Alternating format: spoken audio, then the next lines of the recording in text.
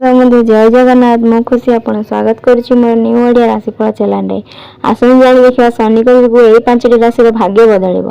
कन्या राशि निज लोक मानक सहयोग लाभ करी नूतन कर्म आरंभ करिबार समर्थ हेबे। भल संपर्क नथिबा बंधुक छलनात्मक कथा को सठिक भावे बुझी पारिबे।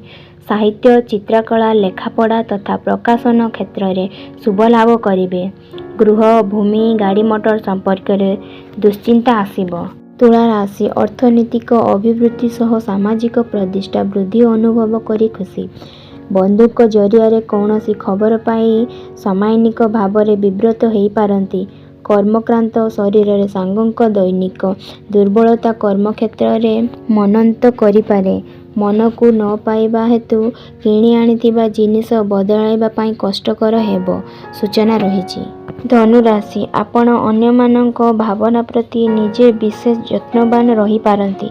धर्म संबंधित पुस्तक पढ़िबारे रुचि बढ़िबो। संगीत थिबा कार्य कौनसी बंधुक द्वारा पूरा हेबो।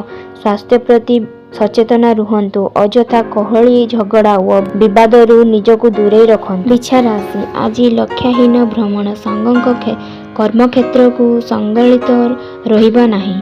आशा करुथिबा अर्थ पाइबा सहज हेबो नाही।